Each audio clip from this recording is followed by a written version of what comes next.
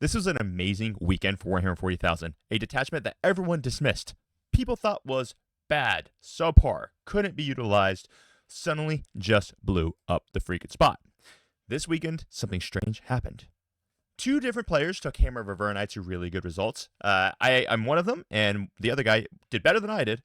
I took the Hammer of Avernii to a Golden Secret event. I went 4-1. I missed out to the guy who ended up winning the tournament by a single dice roll, and it was a awesome army. And then Ben Neal, shout out to that legendary king, just went 6-0 at a super major to dominate, I think, with the very first event win that Hammer of Avernii has ever taken. When a supposedly bad detachment produces results like this, it's worth asking the question, did we misunderstand it? Now, if you guys know me, I am all about taking accountability of our decisions, and I like to prescribe a treatment for how we play Warhammer 40k. I want us to do better. So in today's video, I'm going to talk about how Hammer of Avernii is working, how it's getting better. I'll go over my list. I'll go over Ben Neal's list that he just won. I think it was the Colorado Open Super Major with. And then we're going to talk about some things that we can change and what did we actually, in fact, miss with it. All right. If you like that stuff, hit the like button, subscribe, share with all of your friends. You can also jump into our Discord to get all of the feedback on different mechanics of different detachments that people have been, not really paying attention to figure out how you can play Warhammer 40k at a much higher level, even if you don't want to play the meta stuff. Because if you know anything about me, I don't really play the meta stuff because I don't really like to do that. So let's get right into this freaking video. I'm really excited to build this out for you. So first off, why have people been overlooking Hammer of Avernii? Well, one of the main reasons I think is it just perceptually is overshadowed by Gladius. And this is something that I've seen for a lot of Space Marines players, but you guys can take note even if you're not a Space Marine player and you're playing any other army. Like if you're playing Eldar and you think Aspect Host is the only way, or if you're playing CSM and you think Renegade Raiders is the only way. All of these codexes, well, I won't go so far to say all the codexes, but most codexes have a lot of detachments, whether they've been released independently of the codex or inside the codex itself, that are actually very, very good, but they just aren't quite as obviously good as some of the more standout choices, right? So what most Marine players do is when a new detachment comes out, they look at it, they say, okay, that has some fun stuff, but Gladius is better, so I'm going to run Gladius, and this sucks. Which is a terrible, terrible mindset to have. Now, I'm not saying I've never been guilty of this, and other people have certainly been guilty of this, but the reality is just because something isn't the same as Gladius doesn't mean it sucks. Just because something isn't as obviously good as Gladius doesn't mean it sucks. So one of the big things is that there's a perceived, I suppose, lack of movement shenanigans. There's a slow bias, and a lot of people think, and it's not necessarily a wrong thought, that movement shenanigans and speed is what wins Warhammer 40k the most, and they're not 100% wrong when they say that, because movement is king. But just because you don't have crazy movement shenanigans doesn't mean that you can't play Warhammer really, really well when you have different ways of playing Warhammer. A lot of people thought that this was going to be bad. It was because it wasn't an Ultramarines detachment, so you couldn't take the Ultramarine characters in your Codex compliant Space Marines. And I do understand why they say that, because if you're not talking about, if you're Codex compliant, so you're not Blood Angels, not Space Wolves, not Black Templars, not Dark Angels, a lot of times people think that normal Space Marines just suck unless they're Ultramarines, because Ultramarines have obviously amazing characters. But this is wrong. We've seen a variety of detachments that actually do very, very well, especially when you have dedicated players who are piloting them. And then I think the big one that made a lot of people dismiss it is that we had a real lack of early results. And someone fact checked me on this one, but I think Ben Neal's event win with Hammer is going to be the very first event win Hammer has had. There might be one that I missed, so please fact check me on that one. But he did a great job with his win, and I was so freaking close. If there was a 5-inch rerollable charge that I had made, I had it. So, but alas, sometimes that happens. And the guy who ended up beating me is a fantastic player, so hats off to him. Rasmus, you got the golden ticket. I'm so proud of you. You crushed it. Great job, man. All right, so let's talk about what makes this detachment, the Hammer of Avernii, actually work. And then I'm going to tell you my list, I'm going to tell you Ben's list, and I'm going to tell you things that maybe I'll change in my list, and maybe some suggestions I might have for Ben. So why does Hammer of Avernii work? Well, if you don't know what it is, in this detachment, you get to reroll wound rolls of 1 against your Oath of Moment target. That's a very, very big deal. Now, a lot of times people might think, well, that's not that big a damage increase.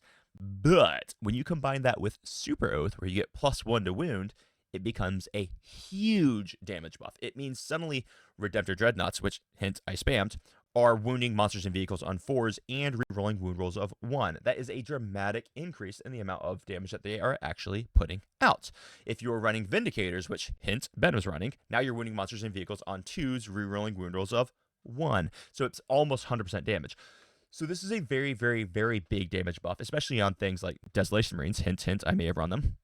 So it's a very, very powerful ability. Now, it stacks exceptionally well with the unique Iron Hands character, which is Canik Var. And Canik Var is a total Chad on the battlefield. He does a couple things that really make the army work. If you don't take him, then the army probably doesn't work.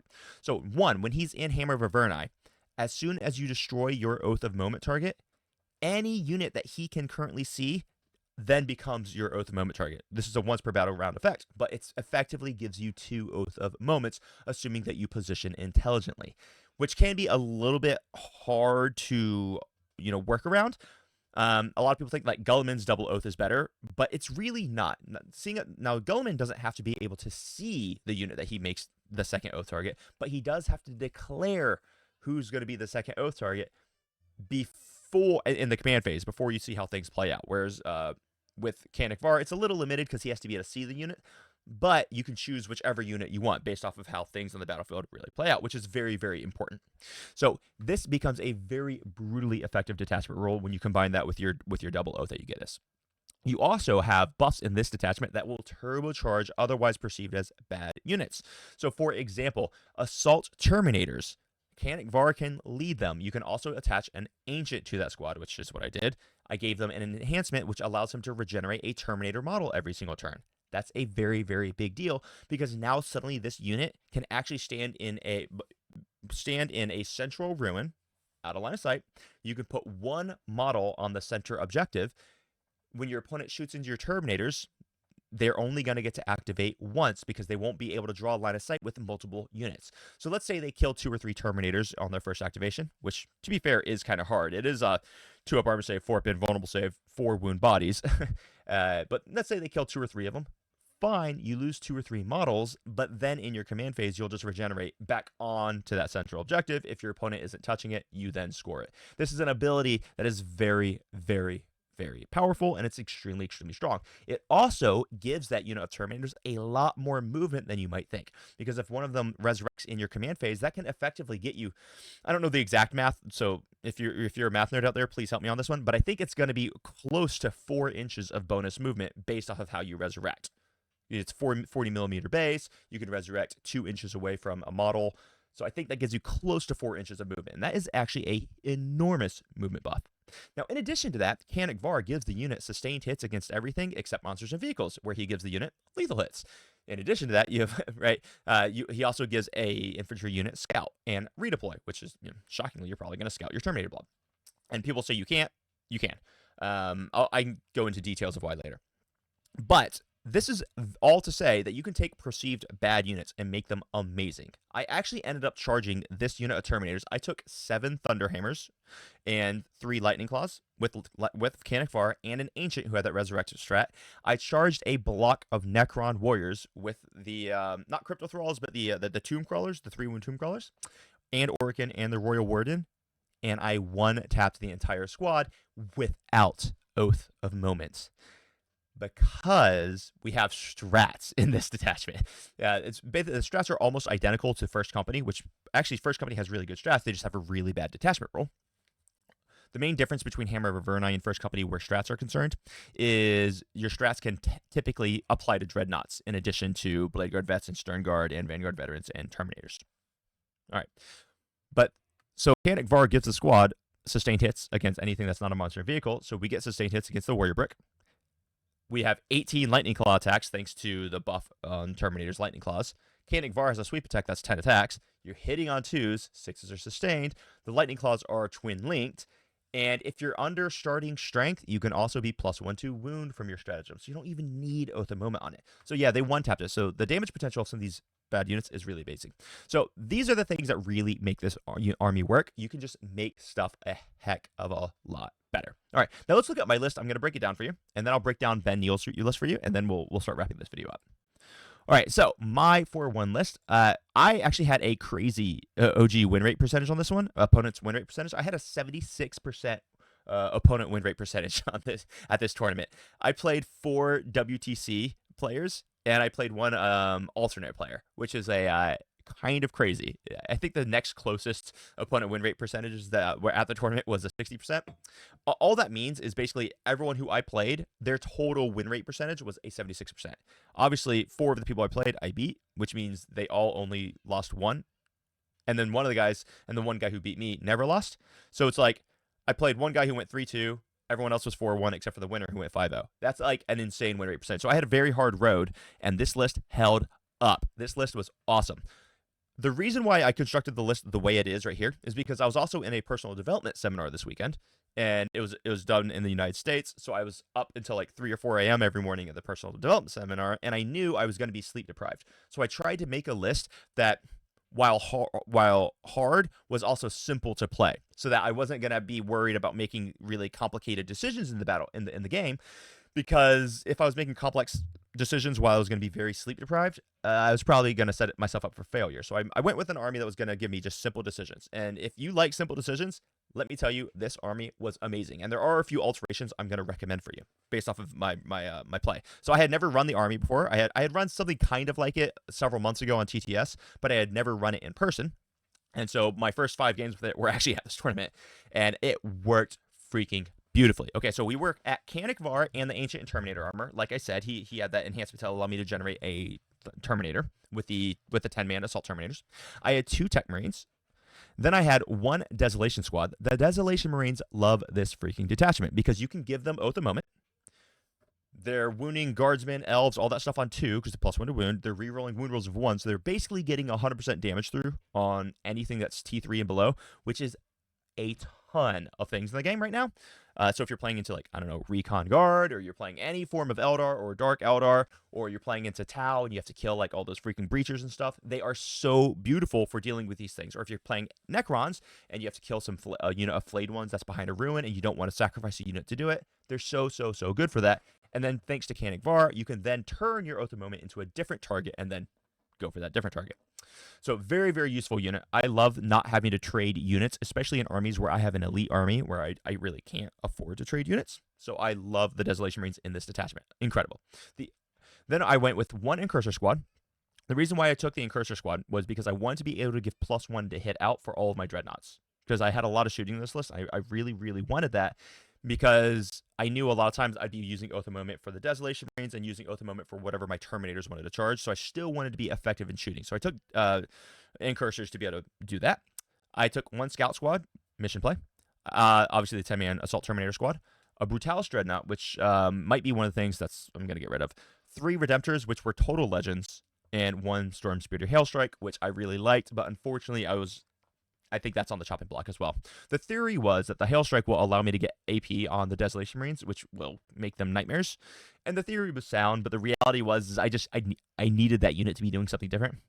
And the Brutalis was another concept that I was uncertain of, but I wanted to be able to charge in, get the double mortals on a tank stock and whatever for things like Satan. But the problem is he just never really made it into combat, which, I know everyone's been saying all edition, and you're kind of right.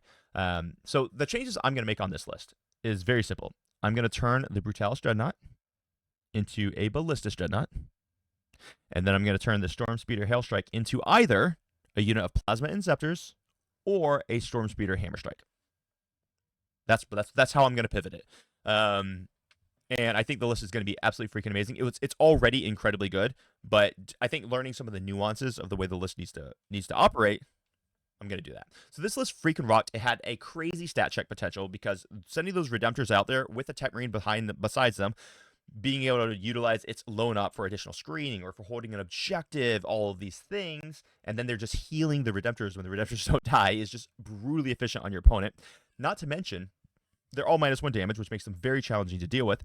And your Terminator brick is almost unchargeable because if you do charge them, there's a stratagem to make them -1 damage, which makes them as durable as Deathwing freaking Knights. And you don't want to charge a 10-man squad of Deathwing Knights who are going to be sustained hits Thunderhammers. It's just not a good plan for your health. So it makes it a very, very challenging army to play against, and I absolutely adored it. But those are the 2 changes I think I would make. During the tournament, I played against triple Land Raider Custodes. I beat it fairly handily. Redemptor Dreadnoughts are just so good in Custodes. I also played against my first game, which was against a Plague Legion player who was running Greater and Clean One Spam Plague Legion, which is a much better army than people think it is. But I think I just had the stats to check through it.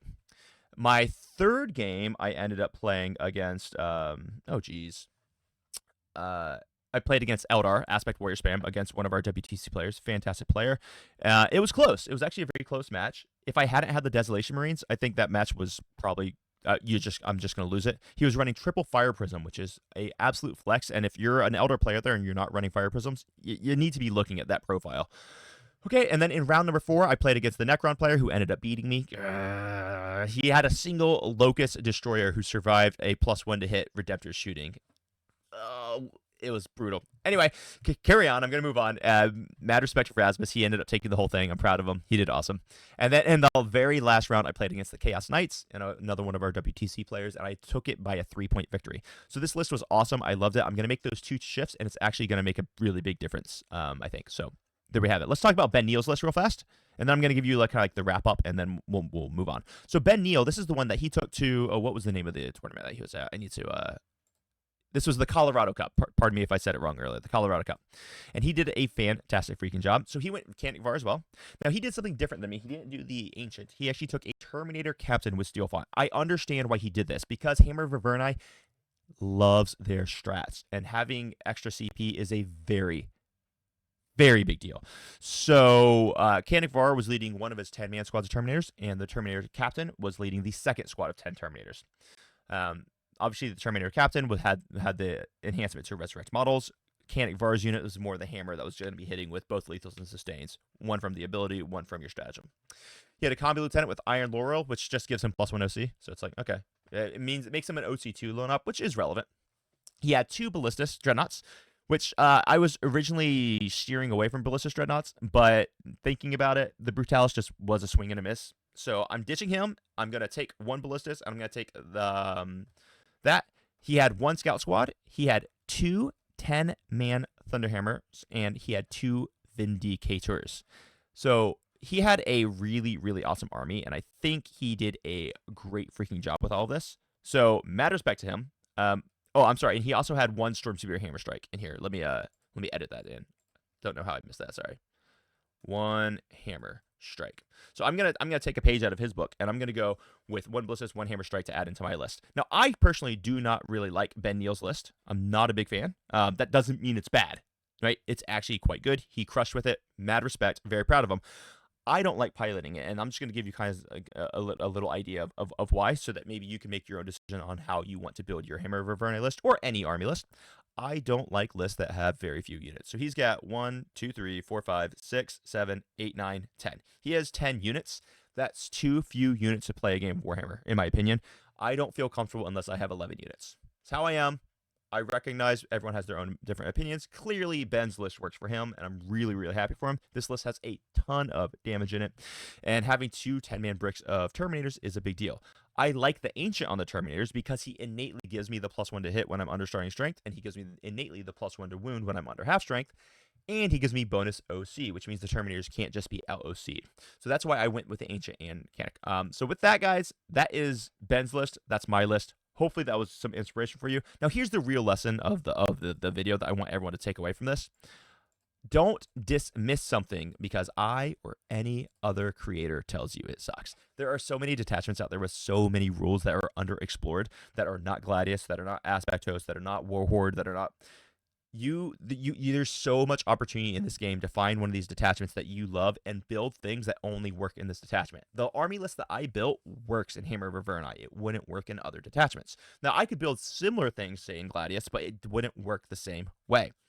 So, if you want to make your army work, you can make it work. And if you want help with it, give me a shout. Let's hop on a coaching call, and we are going to figure out how to make your detachment work.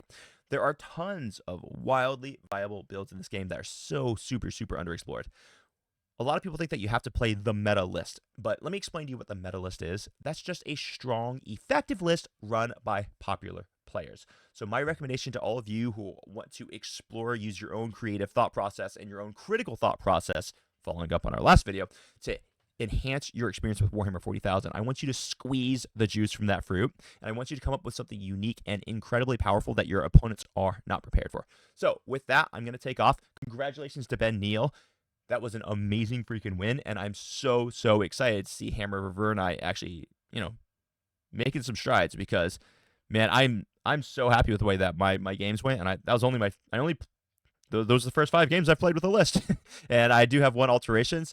So get ready for my future tournaments, because I'm gonna be kicking it up a notch here. So anyway, with that, I'm gonna take off for today, and I hope you all have a very amazing day. Crump on. Bye bye.